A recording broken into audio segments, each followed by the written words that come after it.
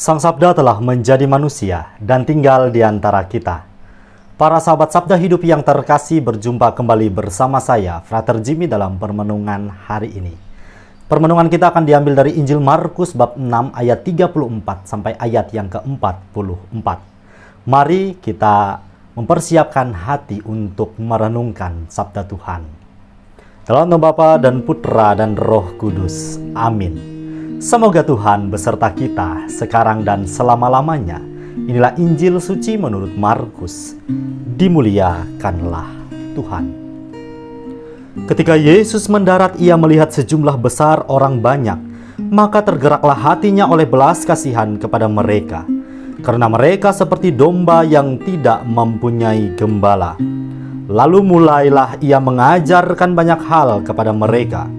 Pada waktu hari sudah mulai malam, datanglah murid-muridnya kepadanya dan berkata, "Tempat ini sunyi dan hari sudah mulai malam. Suruhlah mereka pergi supaya mereka dapat membeli makanan di desa-desa dan di kampung-kampung di sekitar ini." Tetapi jawabnya, "Kamu harus memberi mereka makan." Kata mereka kepadanya, "Jadi haruskah kami membeli roti seharga 200 dinar untuk memberi mereka makan?" Tetapi ia berkata kepada mereka, "Berapa banyak roti yang ada padamu? Cobalah periksa." Sesudah memeriksanya, mereka berkata, 5 roti dan 2 ikan. Lalu ia menyuruh orang-orang itu supaya semua duduk berkelompok-kelompok di atas rumput hijau.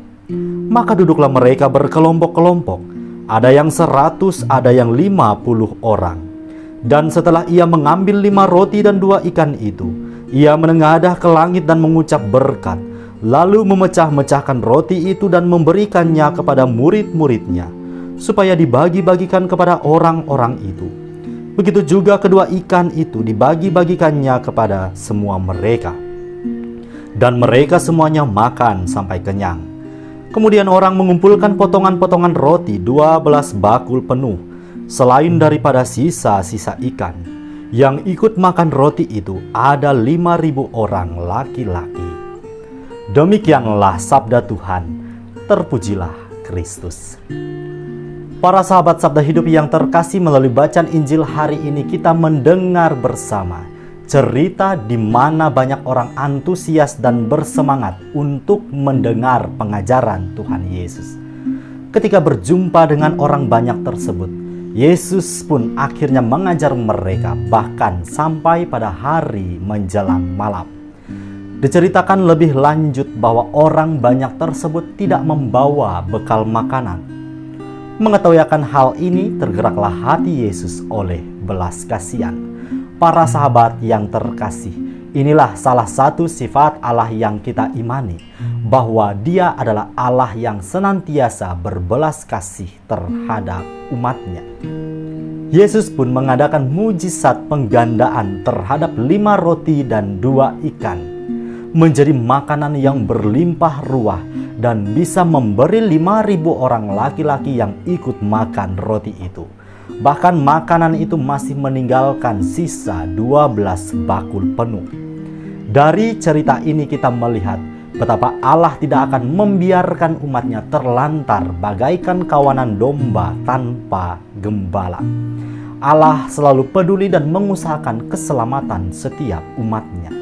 Sebagai orang-orang beriman, tentu sabda Tuhan hari ini mengajak kita untuk merefleksikannya dalam terang iman.